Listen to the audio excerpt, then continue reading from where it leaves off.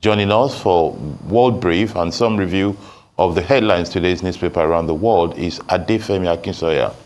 Good morning. Good morning. Good morning, No Professor sound. Killer. I paused. Sorry, Waiting I for the started song speaking to too come soon. in. Okay, let me stop. Go on. Who's going to sing? You. You sing. It's you. No, it's you. I don't Killer. want to You wanted spoil to do that it. song. No, I don't want You to spoil started that it. song. Okay. I like we'll forgive it. you today. Good morning to you both. Good morning, Femi Femo. Thank you. Oh, That's very sweet. How are you doing? I'm okay, thank you, Ayo. How are you doing as well? I'm doing well. Lovely, lovely. We know Rufai is in Abuja, so happy morning. Good morning to Rufai too. But let me tell you about what's happening around the world. Now, 2 people are dead after a mid-air collision involving 2 small planes in southern Arizona on Wednesday. Now, a Cessna 172S and a Lanka 360 Mk2, both fixed-wing, single-engine aircrafts, each had 2 passengers on board when they collided at Marana Regional Airport, northwest of Tucson in Arizona. Now, Wednesday's incident is not to be confused with another plane crash in Arizona on the 10th of February, where 1 person was killed after another 2 planes collided on the runway at Scottsdale Airport. Now, in that incident, 1 person was also trapped inside the plane for an extended period of time, but was eventually rescued. Now, Wednesday's crash adds to the tally of deadly plane crashes in the United States and in Canada. I guess we can include Canada so far this year. And then moving on to more of the United States. I mean, what is going on with New York Mayor Eric Adams? Now, Adams has been charged with conspiracy, fraud, soliciting illegal campaign contributions, and bribery. But the Justice Department lawyers have defended their decision to end a criminal case against him, facing tough questions from a judge about their rationale for doing so. Now, Judge Dale Ho did not immediately rule on the motion to dismiss the charges. Now, this is interesting because usually judges do sign off on dismissing charges from the bench at the end of a hearing, and the approval is typically viewed as routine, but he actually said on the bench that he wasn't going to shoot from the hip and was going to take some time to consider his options. So very interesting there. Last week, Emil Bove, who is a top official at the Department of Justice and one of President Trump's former personal attorneys, instructed federal prosecutors in Manhattan to drop the corruption case. Now, Manhattan's lead prosecutor and 6 other high-level justice officials did resign in protest, saying that there was no legal justification for the directive. Adams has also accused investigators of pursuing a case against him because of his criticism of former President Joe Biden's immigration policies. He'd also expressed a willingness to work with Trump and met Trump at his Florida home days before the Republican took office. Adams does deny, however, that there was any discussion of this case and that it has no involvement in, the federal level trying to get Manhattan to drop this case against him. Eric Adams, is important to note, has also denied any wrongdoing there. So very interesting times ahead. Professor Killer, what do you think? Well, I think perhaps Donald Trump should go to church and pray, and because there's too much crashes since he became president. I know there's no link, but what does it cost him and the rest of America to pray about it? There's no logical link, but it's too much. Maybe that should be done. And sad to see that people have lost their life there. But there wants to be said, because I'm involved in aviation for more than 2 decades. Contrary to what people think, most of the incidents that happen in aviation are due to human error. There's very less that is due to things like equipment and other things. Most of the time, not all, but most of the time it is human error. So I think we need to be more careful across the world. Judicial cases in New York, New York. They're not new to this kind of thing. Truth must be said. New York has a long history of corruption of public officials, of police, and of conflicts between the judiciary and political power. I think there's something to be said about Trump's attitude to decorum, which is there are some things that you do not do in public office. It's a very old tradition of the Westminster kind of democracy, the liberal democracy. I'm talking of centuries from now, that people like Trump do not seem to care about. Whether they talked about criminal cases or not, under good, what you call, table manners of democracy and public affairs management, you do not meet with somebody in that kind of situation to avoid speculation. And I think those are lessons that we should all learn regardless of where it's happening. Obviously, the Trump people need to learn that lesson as well. Agreed. All right. Okay. So let me start off with the plane crash in Arizona. Yet another plane crash. It looks like it's 1 week, and let's say, God forbid, any other day, every other day, one plane crash or the other involving the North American region. And this is time for an SOS, state of emergency declared on the aviation sector. There have been a number of reasons postulated as to why this is the case, but no concrete reason as at yet.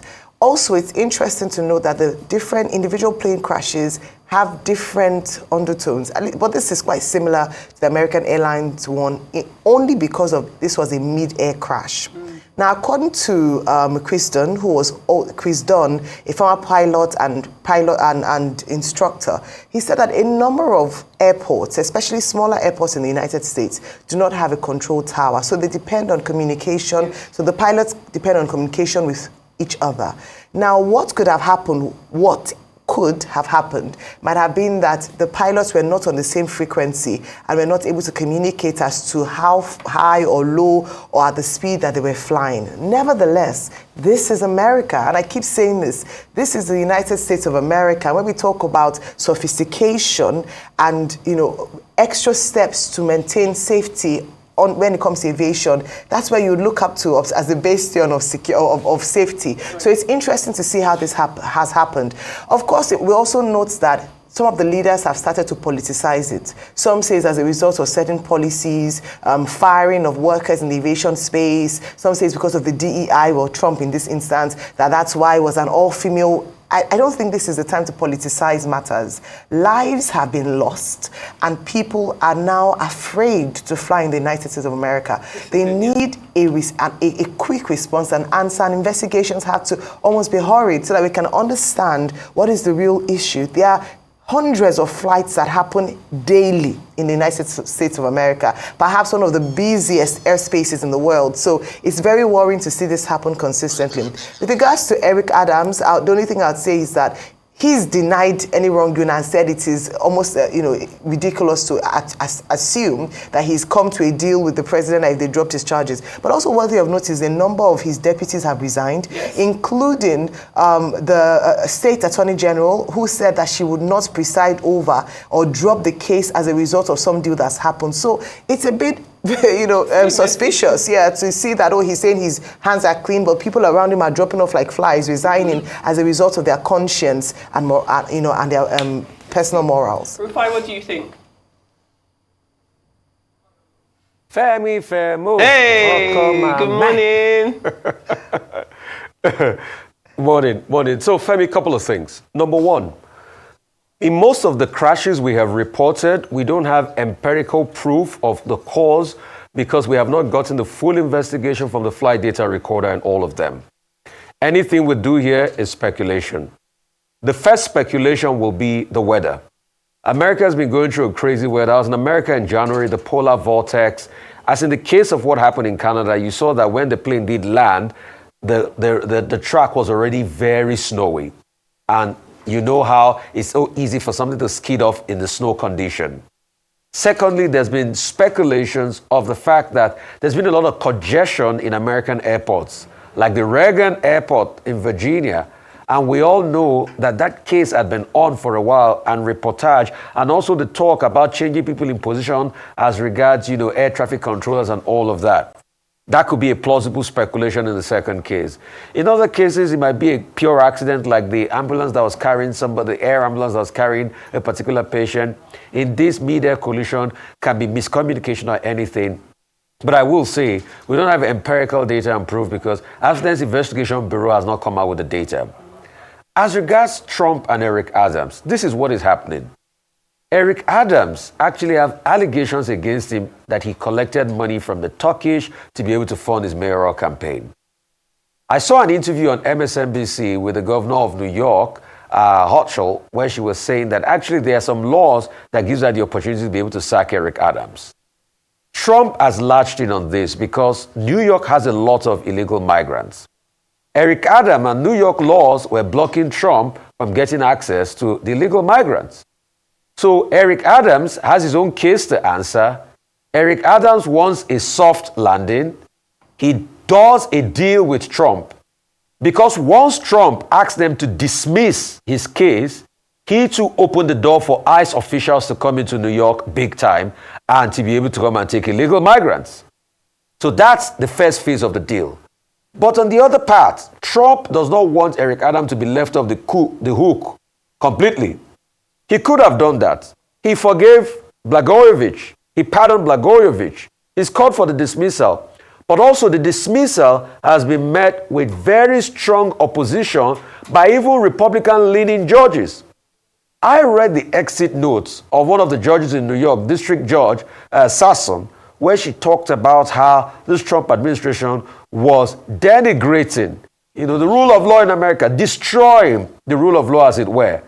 So Trump still wants to play his game, so he's holding up in the aces now to be able to say, okay, what else can I draw from Eric Adams?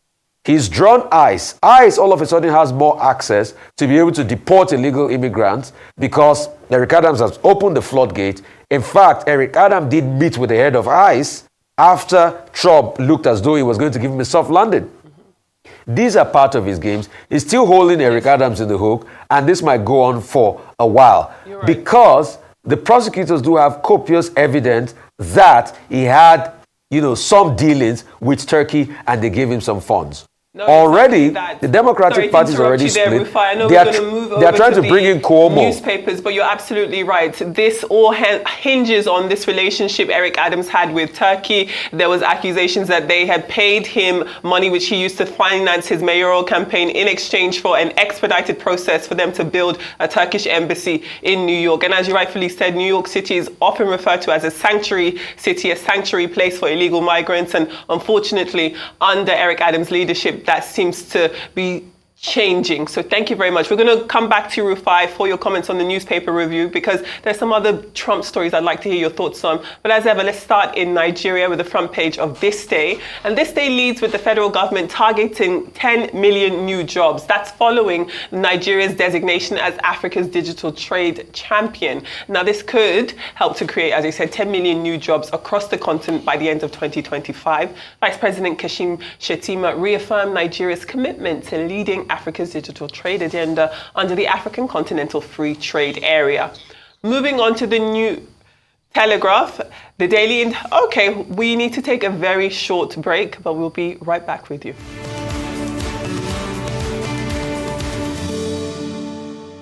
Thank you for your patience and welcome back to the morning show here on Arise News. We're here at the very beginning of the newspaper review, and as ever, we begin in Nigeria with the front page of This Day. Now, This Day leads with the federal government targeting 10 million new jobs. That's following Nigeria's designation as Africa's digital trade champion, which could help to create, as I said, 10 million new jobs across the continent by the end of the year. Vice President Kashim Shettima reaffirmed Nigeria's commitment to leading Africa's digital trade agenda under the African Continental Free Trade Area. The New Telegraph, the Daily Independent, and The Punch all lead with the Nigerian Senate summoning top security chiefs for a closed-door session over allegations that the United States Agency for International Development, otherwise known as USAID or USAID, has been funding Boko Haram activities in the country. Now, National Security Advisor Nuhu Ribadu, along with Directors General of the Department of State Services, National Intelligence Agency, and the Defense Intelligence Agency, will appear before the Senate to provide explanations regarding these claims. Now, the Daily Trust and the Daily Sun both actually feature stories on the Nigerian Midstream and Downstream Petroleum Regulatory Authority, otherwise known as the NMDPRA, which has announced a ban on these 60,000-litre fuel tankers from operating on Nigerian roads effective from the 1st of March this year in order to mitigate truck-in-transit incidents, some of which had resulted in infernos and several deaths. It's a story we also picked up earlier this week with This Day. Now, council autonomy leads The Guardian this morning. AGF and the EFCC talk tough and caution governors and local government bosses on treason and fraud, as you heard at the beginning of the show.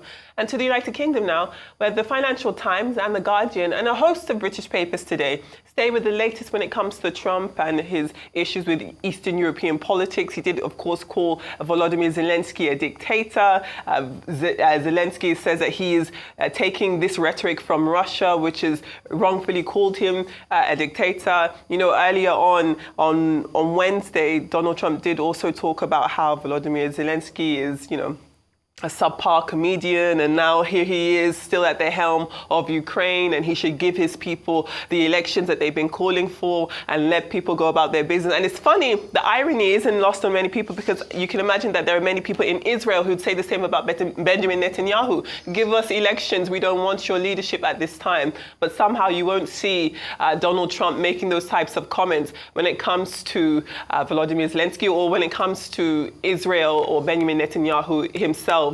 What's also very interesting here is that before this new iteration of Trump's presidency, the United States had a very hard line when it came to Russia. There was a lot of distrust between them, and now we're seeing that rhetoric completely change, where you've got Donald Trump literally taking Russia's side in this conflict. As I said yesterday, he had incorrectly said that Ukraine shouldn't have started this war when Ukraine did not start the war. We all saw the pictures and the video footage of Russian tanks crossing into Ukraine, and we all know back in 2014 when Russian troops went to annex Crimea. So this is not a situation where Ukraine has started this war. That is absolutely not true. I'd love to hear your thoughts.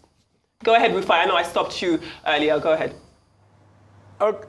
I mean, Femi, I was laughing because, you see, you are debunking all the narrative of the right-wing conspiracy theories, which a lot of them are now seeping into Nigeria's social media space. These are people quoting Alex Jones and all sorts. Trump lied. He said Zelensky's approval rating is 4%. It's a lie. Approval rating of Zelensky, 57%. 10% more than his own approval rating that is falling. Second lie, he lied again. He said, it was it was Ukraine that started the war. No, that's not true. That's a lie. There are empirical proof how Ben Wallace, the British chief of defense then, was going to mediate with Shoigu and begging him up till the last days that Russia should not invade, should not do this. Femi, I particularly remember this episode because I was in the Catholic Church in England that period. And I know the prayer point by the priest was for us to pray against war. And how Russia invaded. And now, because Trump is in the pocket of Putin, which he has always shown his likeness for dictators, he's trying to distort facts. Anyway, Europe is standing up to him. Countries like Denmark and everybody are ramping up their own defense budget because they need to protect Ukraine. Because this is how Hitler started. And I keep saying it, right wing. If you embolden Putin today, the world will not go to sleep. He also lied. The right wing are also lying that one of the reasons was NATO expansionism. Not true. Go and read Putin's 5,000-word article. Empirical facts are there. He talked about imperial ambitions, originally saying that the Ukrainians were part of Russia all this while. When you even go further in the arguments, all the time, Ukraine had a leader, Viktor Yushchenko, that was subservient to Putin. There was no problem then. Once the Euromaidan crisis happened, and they saw that Ukraine was tilting towards the West, it became a problem for Russia. So you can see that all of this is about dominance and control, exactly how they tried to infiltrate elections recently in Romania. So these are the trends. But just like what happened in the 1930s, with the likes of Father Coughlin spreading disinformation on the part of Nazi Germany, disinformation will continue. Thank you so much, Femi, for fighting some of this. We'll keep fighting it. We will be unpopular on this journey, but we'll fight it. Won't we? Thank you very much. Love to hear your thoughts. Go ahead, Ayo. All right, so I mean, just to add to that, when we talk about Europe, also talking about ramping up funding, this is one matter where the Conservatives and the Labour Party in the United Kingdom are united. In fact, leader of the Conservatives, Kemi Badenoch, has come out to say that she disagrees very pointedly with Trump's stance and is saying that the Conservatives under her leadership would support Labour's extra funding of Ukraine. So at least it's bringing Europe together as one concerted effort. The only thing we'll be looking at in the next few days is that would their efforts be enough to challenge Trump? Because Trump is also going to want to assert himself as a superpower, and he's often talked about what what he feels about Europe and European Union and countries in Europe and the likes. But let's bringing it back home with NMDPRA and the 60,000 truck laden. I think this is a good move because of what we've seen in recent times, trucks breaking down, explosions that have happened. So it's part of safety measures. But I think to complement their efforts, since it will fully kick in with 45,000 being the limit by the end of Q4, it would be for the government as well to repair the road so that the trucks that are even on there will have good roads to travel on. Thank you, Professor Killer. We've only got 60 seconds left. So well, really, in 60 seconds, just to say I wish you well in you and Rufai in your fight. Just bear in mind that you're fighting against those who voted Trump because they knew he was going to do this and they voted for him. Not Elections. all of them knew he was going to do this. If they don't, then they're silly. Elections have consequences. It was very clear for them to know. Well, I'm very happy to read that Nigeria is targeting millions of job creation. They talk about 10. I'll be fine with just 1. If we can create 1 million jobs in 1 year, it will have a ricochet effect that will give us another 4 or 5 million. So let's keep pushing for that. This truck thing they're banning, it sounds good, but I'm very worried. It's not as invested money in their business. And all of a sudden you say, in 3 weeks' time, they cannot use it. I would, if I had my way, put a law to say, every time government bans an investment, they should show us an alternative of what will happen to the money stayed there. All right, well, thank you so much, Adefemi. Always great to have you in the studio with us, discussing matters around the world and, of course, that affect us here in Nigeria.